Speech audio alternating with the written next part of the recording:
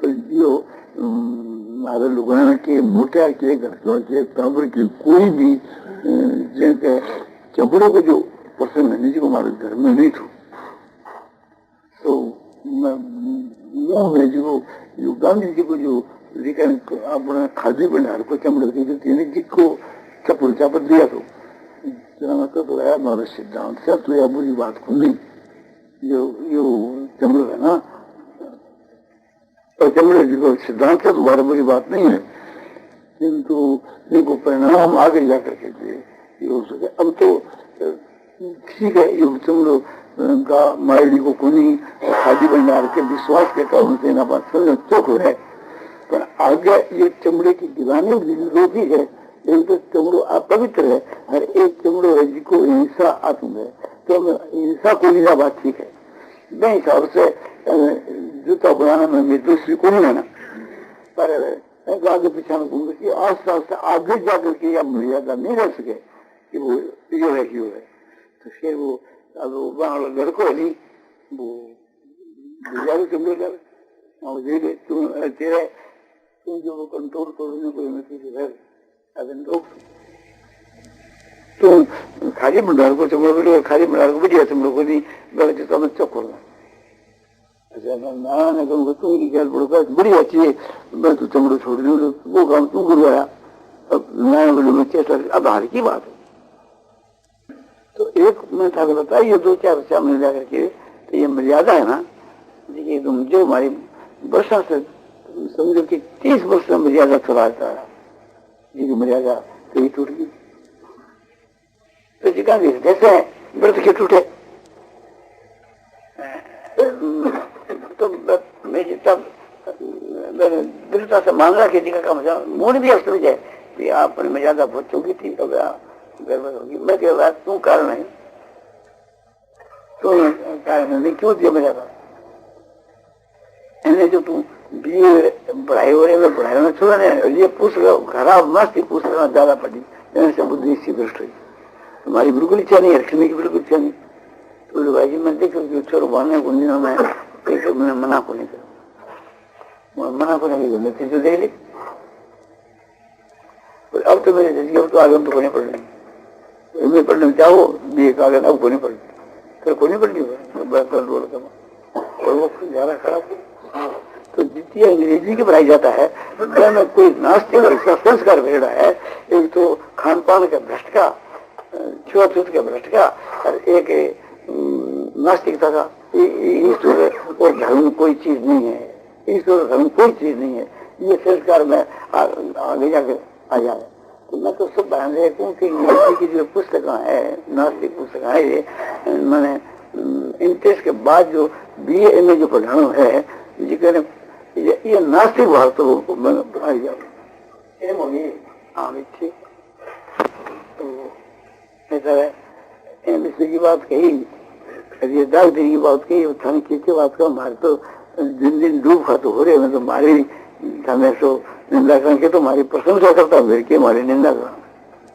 हमारा घर की और क्या बताऊँ हमारे दाग दिली औषध घर के वहाँ प्रवेश नहीं होती लगाने का वहाँ तो आती मैं भी लगाता लगाऊँ अभी और इंजन समय खाने की होम्योपैथी क्या जो एलियोपैथी को एक बिल्कुल नहीं सुन तो जब तक ये परमेश्वर बीमार पड़े वो बहुत जबरदस्त पाएंगी अब परमेश्वर की भी यही रही कि अरे अर्चने के लिए मेरे लड़को मर जाते मेरे दुगने बनते मार से छिपा देते हैं दाग के द्वारा मर देना ये अरिकमी का करना को और परमेश्वर कहती हो कि मैं बेहोशी हो जाऊँ तो मैंने के दाग के द्वारा मर दिया तो गए थोड़ी वो छिपा छिपो कर मैंने दे दी वहाँ थोड़ी बहुत एक दूसरा या सुनी अभी तो पूरा मेरे ऊपर कौन दीजिए तो ओ मैं वो अरिक्षण को कोई मर्जी परमेश्वर की मर्जी को नहीं ना वो प्रवेश क्या कर रहे हैं तो बताओ सारे अब काम पड़े ना मैं के बाद में नहीं अब काम पड़े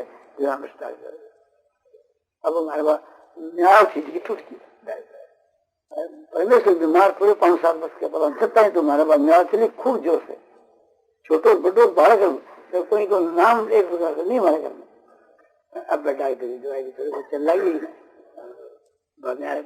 एक मर्यादा पड़ेगी तो हमारे व्यक्तिगत रही ये हमारे स्त्री है, जो मैं हूँ, वो है, कृष्ण है, कई अन्य जगह को नहीं ले, जगह तो को नहीं ले, पर एक घर की मर्यादा से जी हो। समय की अमूलकता, साधन के लिए उत्तेजना, व्यक्तिगत सुधार, विषय व्याख्यान पूज्य श्री जयदयाल जी इनका द्वारा मिति मार्गशीर्ष शुक्ला प्रतिपदा संवत 2013 तदनुसार तारीख 3 दिसंबर 1953 को प्रातःकाल 5 बजे सत्संग भवन साहिबगंज गोरखपुर में दिया गया। संतोष कर दिया। ऐसे ऐसे पुरुष हैं जो करोड़ों अरबों का जिन्होंने कल्याण कर दिया। किसी ने कि राजा कीर्तिमान, जिनकी कथा पद्म पुराण के में आती है बड़े विस्तार, करोड़ों अरबों का, इससे भी और अधिक। तो ये भी कहा जाए तो अत्युक्ति नहीं है कि सबका भी कल्याण कर सके, और सबके कल्याण करने वाला आज तक हुआ नहीं कोई। बता तो हम लोग क्यों भटकते फिरते, ये दशा हमारी क्यों होती है? पर हो तो सकता है ना, असंभव बात तो नहीं। जब करोड़ों का उद्धार हो सकता है तो सबका हो सकता है। एक रास्ता तो है ना उद्धार होने का। तो महापुरुषों की महिमा अपरंपार। यदि हम महापुरुष को पहचान जावे तो उनके दर्शन से, भाषण से, सफर से, वार्तालाप से, चिंतन से भी कल्याण हो सके। उस दिन आपको मैंने बतलाया था, एक महापुरुष की एक कहानी बतलाई थी कि भगवान ने उसको ये वरदान दे दिया कि भगवान ने कह दिया कि जैसे मेरे दर्शन, भाषण, सफर, वार्तालाप, चिंतन से जीव का कल्याण हो जाता है, मेरे नाम लेने से भी कल्याण हो जाता है, इसी प्रकार से समझो कि ये पद, ये मैं तुम्हारे को भी आपने दे देता हूँ कि तेरे भी दर्शन, भाषण, सफर, वार्तालाप और चिंतन और नाम समन से कल्याण हो जाएगा। तो उसने देखा भी भगवान अपने प्रभाव की माफक हमारे को ये वरदान दे दिया, तो अब तो संसार में खूब घूमना चाहिए और अधिक से अधिक लोगों का कल्याण हो चेष्टा करनी चाहिए। तो इसका पात्र कौन होता है? इसका पात्र वह पुरुष हो सकता है जिसके हृदय में यह भाव है कि सब दुनिया का दुख और सब दुनिया का पाप का भोग मुझको करा दो, सबका उद्धार कर। अपना जो शक्ति है परमात्मा की प्राप्ति तक की, जो अपनी शक्ति है वो परमात्मा की प्राप्ति तक की शक्ति संसार के कल्याण के वास्ते लगा दे, और संसार जो दुखी है उनके दुख भोगने के लिए वो खुद तैयार हो जावे। तो ऐसा पुरुष ही उसका अधिकारी बन सकता है कि जो लाखों करोड़ों का कल्याण कर सके। ये उनकी महिमा है। वे भगवान जैसे असंभव को संभव कर सकते हैं, संभव को असंभव कर सकते हैं। और हम महापुरुष में विश्वास कर ले हुए कि भगवान का अधिकार प्राप्त हुआ पुरुष है, जिसको भगवान का अधिकार मिल गया है, भगवान उसको अपना अधिकार देकर के भेजा है। इस संसार में जो अधिकारी पुरुष जो आए हैं वह भी कर सकते, क्यों नहीं कर सके? जब भगवान अधिकार दे दे तो वो सब कुछ कर सके। जैसे वेदव्यास जी महाराज को भगवान ने अधिकार दे दिया था, परमात्मा ने अधिकार दे दिया था, तो वे ऐसी ऐसी बातें करी जिसको भगवान भी कर नहीं दिखलाई। ऐसी बात करी कि कैरव और पांडवों की सेना जो मर चुकी थी, उसके बाद के बीच के मां 15 वर्ष के बाद के बीच के मां कहीं 18 वर्ष कहीं 15 वर्ष ऐसा अनुमान हमारे ख्याल में है। वेदव्यास जी उस 18 क्षोणी सेना को बुलाकर सब उससे मुलाकात करा दी। रात भर वो सेना रही और ये घोषणा कर दी कि फिर कोई किसी के वास्ते, अपने बंधु बांधव के वास्ते रोना नहीं, और जिसको इनमें ज्यादा प्रेम है वो उनके साथ जा सकता है, गंगा में स्नान करो, बस चला जाए। तो यही बात हुई। ये कथा आपको विस्तार से देख रही हो तो महाभारत के आश्रम वार्षिक पर्व के वहां आप देख सकते हैं, उसमें आप ऐसा देख सकते। अब समय हो गया, संक्षेप से श्री नारायण नारायण श्रीमन नारायण नारायण श्रीमन नारायण श्रीमन नारायण नारायण श्रीमन नारायण नारायण व्यावर रामचंद्र और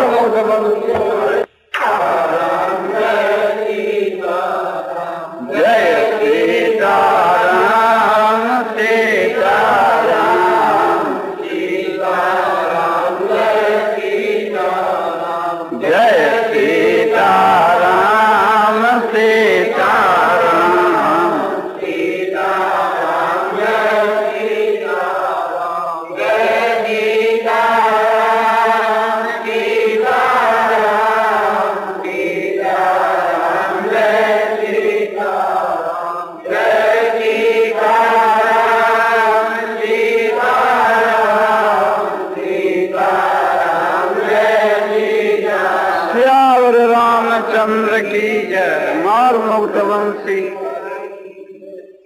तो आप लोगों को, मायों को और भाइयों को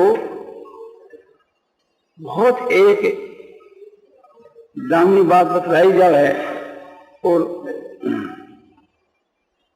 वो बात शास्त्र संगत है, युक्ति संगत है और उससे आप लाभ उठाना चाहो तो एकदम प्रत्यक्ष लाभ उठा सको। संसार के मां 4 पदार्थ है, धर्म अर्थ काम मोक्ष। धर्म माने अपने धर्म को पालन करना और मोक्ष माने अपनी आत्मा को कल्याण और अर्थ माने रुपया और रुपया से मिलने वाले पदार्थ और काम माने अपने इच्छा की पूर्ति। तो काम और अर्थ में तो प्रार्थ प्रधान है, वो तो प्रार्थ को छोड़ देना चाहिए। इसके ऊपर अपना जो समय खर्च करना या पुरुषार्थ करना है जिसकी आप बेसमझी। तो धर्म को पालन और परमात्मा की प्राप्ति, ये 2 जो काम है इसके बीच के मां पुरुषार्थ प्रधान है। ये यदि आपने प्रार्थ पर छोड़ दे हुए तो समझो कि वो डूब जाए, यानी सिद्धि को निष्कारी। अपने ये समझ ले कि भी अपना जो कर्तव्य है, माता पिता की सेवा है या एक प्रकार से कोई भी प्रकार को कर्तव्य है, ईश्वर की भक्ति है, मन इंद्रियों को संयम है और अपने यज्ञोपवीत है तो संध्या गायत्री करना है या कोई भी जितना अपना धर्म का काम बतलाया गया है वह अपना छोड़ दें कि भाई आपने तकदीर में लिखे होगा तो आप ही हो जाएगा, तो कुछ होने नहीं, क्योंकि ये बात तकदीर में नहीं लिखी जाती। ये बात एक तकदीर तो उसको नाम है कि पहले कोई कर्म करे और वह को जो फल भोगे वह को नाम तकदीर है, और नया जो कर्म किया जावे वह को नाम तकदीर नहीं है। सुख और दुख ये पूर्व के किए कर्म को फल है, वो कोई आज कोई नया नहीं करने पड़े। और पुण्य और पाप ये नया कर्म है। इसी प्रकार से ईश्वर की भक्ति, वो ईश्वर की उपासना, ये नया कर्म है। तो नए कर्म करना एक प्रकार से मनुष्य बिल्कुल स्वतंत्र है, कुछ स्वतंत्रता है स्वभाव की, तो मैं को सहज ही सुधार हो सके है, और मैं को जो फल है इसके वहां बिल्कुल स्वतंत्र है। कर्मण्यवाधिकार से मां फलेषु कदाचन, तेरा कर्म करने के वहां अधिकार है, हक है, एक प्रकार से तू स्वतंत्र है, किंतु मां फलेषु कदाचन, उनका जो फल है उसके वहां बिल्कुल कभी ऐसा नहीं, तुम्हारा अधिकार नहीं है फल के बीच के वहां। तो यह बात समझ कर करके और फिर भगवान आदि का अध्यात्म विषय के बीच के वहां पद पद पर उसको मदद देने के लिए तैयार रहते हैं। भगवान से हम ये बात मांगे कि हमारा ध्यान निरंतर होना चाहिए, हमारा जप निरंतर होना चाहिए, आप में हमारी परम श्रद्धा होनी चाहिए, परम प्रेम होना चाहिए, आपका दर्शन होना चाहिए, आपसे कभी हमारा वियोग न हुए। तो ये जो मांग है, याचना है, कामना होते हुए भी ये निष्काम ही है, निष्काम के तुल्य है। इस कामना के लिए भगवान इसकी कामना पूर्ति करने के लिए सदा ही तैयार रहते हैं। संसारिक जो चीज है, स्त्री है, पुत्र है, धन है, रुपया है, ये जो जितनी संसारिक चीज है इसको संबंध प्रार्थ से है, इनको अपने क्रिया से नहीं। यदि कोई भी सकाम भाव से कोई अनुष्ठान करे तो मैं को भी तो नवीन प्राप्त बन जावे। भगवान की भक्ति कोई कामना में लेकर करे तो वो उसको भी तो फल बन जावे। बोले ठीक है, यह बात ठीक है। जैसे एक वृक्ष है, समझो कि आम को वृक्ष है और कोई दूसरे जामुन की टहनी तोड़ करके उसके कलम कर दी जावे तो वह टहनी के जामुन लगेंगे, बाकी सारा घास के आम लगेंगे। तो आम लगने की जो तो पूर्व के किए प्रारब्ध को फल है, और जामुन लगने की जो में की वह टहनी तोड़ के लगा दी, कलम कर दी। तो एक प्रकार से इसी प्रकार से अपन नया कर्म कर दी कि वह को फल मांगा तो यह बात हो सके है। किंतु एक प्रकार से अपनी मूर्खता है कि भगवान की भक्ति करके उनसे छोटी चीज आप मांगा। फिर भी आप कहो कि भी सब जगह हमारी सफलता नहीं होती है, काम कर्म हम करते हैं, पुत्र धर्म चाहते हैं, किंतु एक हमारी कोई जगह तो कामना सिद्ध हो जाती है, कोई जगह सिद्ध नहीं होती, कोई जगह अनुष्ठान विधि के सहित और आपने समझो श्रद्धा पूर्वक करते हैं तो भी कार्य सिद्धि नहीं होती है। तो भगवान एक प्रकार से क्यों नहीं देते? तो उसमें न देने में अपना मंगल है। भगवान समझते हैं कि ये अपना एक प्रकार से हित नहीं समझता है। कोई बालक है एक प्रकार से माँ से या कोई कैंची चक्कू मांगे तो माँ नहीं देती, वो समझती है कि अपनी उंगली को काट डालेगा, नुकसान पहुंचा देगा तो नहीं देती, माँ नहीं देती, बाप नहीं देता। कोई रोगी आदमी है और कुपथ करना चाहे, समझदार वैद का हितेशी वैद है तो वह मांगने पर वो चीज नहीं देवे। इसी प्रकार से भगवान तो हमारे परम हितेशी है, तो हमारे मांगने पर भी कोई चीज नहीं देते हैं तो उस न देने में हमारा परम हित है, और मांग कर लेने के बीच के हमारा पतन है। तो ऐसा समझ करके भगवान हमारा हित ही करते हैं, ऐसा समझना।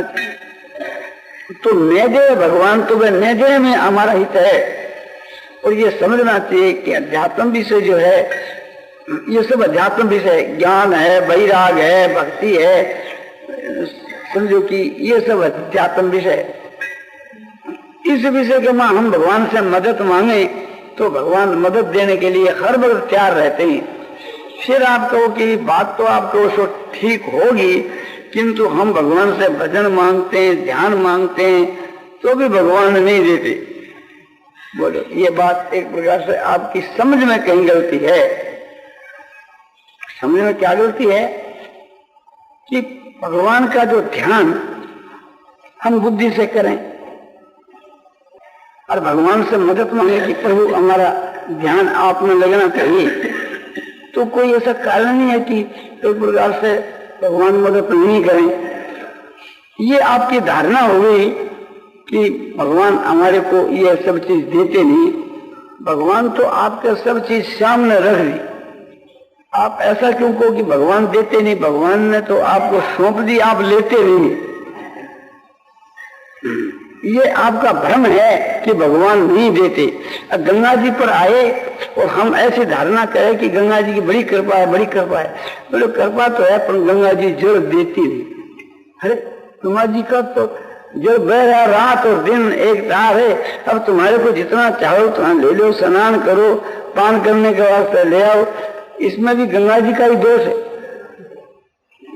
तो गंगा जी से भी बढ़ करके भगवान की दया की धारा, प्रेम की धारा दिन और रात अटल बह रही है। अब भगवान से कहा कि प्रभु आप हमारे ऊपर दया करो, तो ये तो हमारी मूर्खता है। तो भगवान ने तो दया तुम्हारे ऊपर पूर्ण कर रखी है, उस दया से तुम लाभ उठाओ। गंगा से कहे हे गंगा देवी तुम हमारे ऊपर दया कर। गंगा हमसे, गंगा के मैं तो रात दिन तुम्हारे सामने बैठ रही हूँ, क्या दया करूं? तो हम जाकर गंगा में स्नान नहीं करें तो उसमें गंगा का क्या अपराध है? वो तो हमारी गलती है। तो भगवान तो एक प्रकार से पूर्ण दया हमारे लोगों पर कर रखी है, और उस दया को हम अपने पर दया मान लेना तो बहुत लाभ हमारे को हो सकता है। और फिर कहते ही रहे प्रभु दया करो। प्रभु कहते हैं कि अरे इतनी तुम्हारे ऊपर दया कर रखी है जिसकी सीमा नहीं, और फिर कहते तुम दया करो। तो भगवान नाराज तो नहीं होते, इसलिए नहीं होते भोला है, बालक है, एक प्रकार समझता नहीं है। तो हम दया हमारे ऊपर इस बात को समझते नहीं है, इसलिए पुकारते हैं कि हे प्रभु दया करो, दया करो। और दया तो बड़ी भारी हो रही है। उस दया से हम लोगों को लाभ उठाना चाहिए। कैसे लाभ उठावे? जैसे भाई जी ने कहा कि ऐसा ध्यान करो, ऐसा ध्यान करो, ऐसा बोले बस ये तो हो गया, और इसके बाद और बताओ। जो बात बतलाई वो तो बस होगी। हम कहा भाई आज से कभी मिथ्या नहीं बोलना चाहिए, बहुत ठीक है, क्योंकि सत्य बोलना बहुत हमारे लाभ की चीज है। हमारे समझ में आ गई, समझ में आ गई, बोले हाँ आ गई, तो वही समझ में आनी है कि आज के बाद झूठ निकलेगी नहीं, वो समझ में आनी है। और वो समझ में अपने समझो कि आई मान लेनी चाहिए कि जितने जो गुण बतलाए हैं कि क्षमा है, दया है, शांति है, समता है, संतोष है, बहुत से गुण हैं। भगवान के मां अनंत दिव्य गुण हैं और भगवान उन गुणों की वर्षा कर रहे हैं। भगवान आकाश में स्थित होकर के और हम लोगों पर उस गुणों की वर्षा कर रहे हैं। तो ये समझना चाहिए कि भगवान का जो समभाव है, भगवान नेत्रों से थी हमारे पर दृष्टिपात कर रहे हैं और समभाव से देख रहे हैं, और वो समता हमारे नेत्रों के मां प्रवेश होकर के और हमारे शरीर में, रोम रोम में, सब मन में, बुद्धि में, इंद्रिया में, सब में व्यापक हो। अब हमारे से माने विषमता का काम वही कर सकता है। राग द्वेष हमारे में फिर रही कैसे सकती है? राग द्वेष है तो वो समता कहाँ रही? अब तक वो थी, वो एक प्रकार से अज्ञता से थी। अब भगवान ऊपर से एक प्रकार से समता का वितीर्ण कर रहे हैं और सबके ऊपर कर रहे हैं। फिर एक प्रकार से थी अपने में समता की अपने कमी है ही नहीं। अब आज के बाद हमारे से कोई भी समता का काम हो ही कैसे सकता है? तो समता आप में धारण होगी।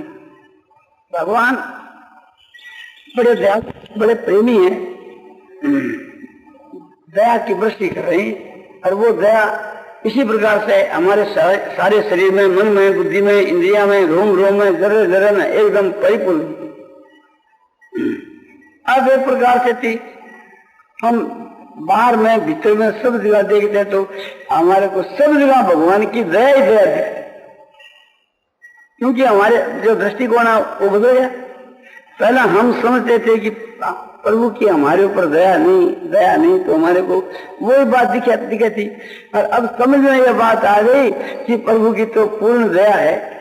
गंगा में तो जाकर स्नान करना पड़े, तब एक प्रकार से हम गंगा जी से लाभ उठाया, क्योंकि गंगा जी की धारा थोड़ी दूर है, 50 हाथ 100 हाथ, और प्रभु की दया तो सब जगह है, कोई खाली जगह ही नहीं। तो उसके वहां करना हमको क्या पड़े? कुछ भी नहीं करना पड़े, केवल मानना पड़े कि भगवान की हमारे ऊपर पूर्ण दया है, बस काम हो गया अपना। फिर क्या होगा कि कोई भी काम एक प्रकार से अनिच्छा से, परीक्षा से, अपने स्वेच्छा से होगा, सब में भगवान की दया एकदम प्रत्यक्ष दिखने लगी। चाहे समझो कि वो लोक दृष्टि से अनुकूल हो और चाहे प्रतिकूल, भगवान को विधान मान करके क्षण क्षण में प्रसन्नता, आगे जाकर के भगवान को विधान नहीं, भगवान को पुरस्कार, भगवान की दया, और आगे जाकर के समझो कि सब भगवान की लीला दिखने लगेगी। लड़के मरने में भी बड़ो आनंद और लड़के के पैदा होने में भी आनंद, क्योंकि मरने में भी भगवान की अपार दया भरी हुई है और पैदा होने में भी अपार दया। बोले भाई अभी तो हमको नहीं दिखती है, तो नहीं दिखती है तो आप दया नहीं मानते हो, इस वास्ते नहीं दिखती है। आप दया मानो अपने ऊपर कि अपने भगवान की दया हमारे ऊपर एकदम पूर्ण है, फिर आपको दिखने लगेगी। क्योंकि दूसरे आदमियों को दिखती है, वे को झूठ रहे कहते हैं, जब उनको दिखती है तो आपके लिए उनके लिए एक ही कानून है, वो दया अपने पर मानता है, इस वास्ते उसको दिखती है, और जो दया नहीं मानता है उसको वो तो नहीं दिखती है, दया हो करके भी उससे वो अपने वंचित है।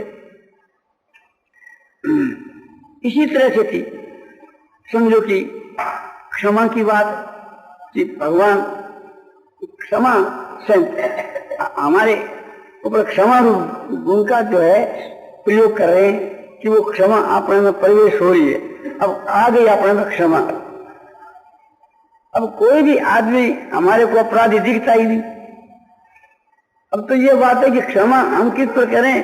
क्षमा तो कोई अपराध किसी को अपराधी माना तब तो, जो सब लोग कर रहे हैं सब में समझो कि भगवान की दया भरी हुई है और सबकी दया जा पर कृपा राम की हुई ता पर कृपा करे सब कोई।